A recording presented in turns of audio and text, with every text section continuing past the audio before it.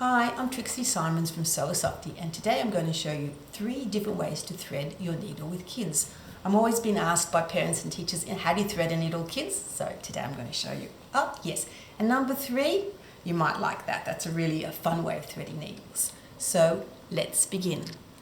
The first thing I'm going to do is I'm going to cut my thread. Now make sure that you cut your thread with a sharp pair of scissors. You don't want to cut with blunt scissors because you don't want to have this sort of end here furry because it doesn't work well. Okay, there we go. Now, what you want to do is get the end of the thread only a teeny bit between your thumb and forefinger, and then you can push the thread through the needle and you have a threaded needle. Now, I'm going to show you what happens. If you leave the thread really, really long, it's really soft and a bit, I don't know what, soft. And if kids are trying to thread it, it's really wobbly and at that time of work, but it's much harder for kids to get the thread through the eye of the needle. So again, just the tip of the thread, pull it through between your thumb and forefinger. Some people say put the eye of the needle through the thread, or put the thread through the eye. It doesn't really matter as long as you get a threaded needle. Okay, method number 2. That's using a needle threader.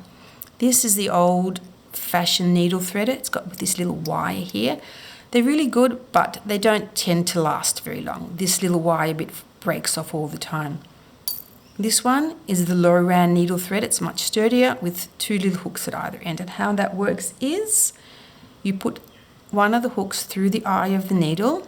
I'll just get my thread again.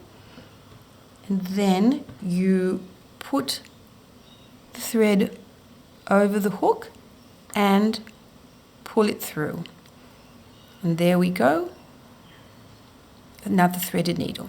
Now, my favorite method, it's called the using a piece of paper to thread your needle. So I've got a piece of paper, it's about an inch by about ½ inch. You fold it over and you sort of make a nice crease. And the only thing you need to check is that this piece of paper goes through the eye of the needle. And it does. Now I'm just going to cut another piece of thread. I'm going to use a thicker piece of thread. Remember again, you want a nice clean cut. No fluffy ends. Okay, I'm going to open my piece of paper. I place the thread in the paper. Close it. Now I'm going to thread it through the needle. Oops, that little end shouldn't be up, but that doesn't matter, it still works. Carefully thread it through. Take off your paper and there you go. Another way to thread your needle.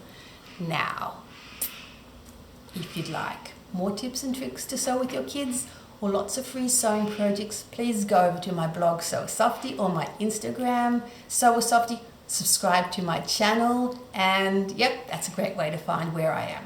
Thanks for watching.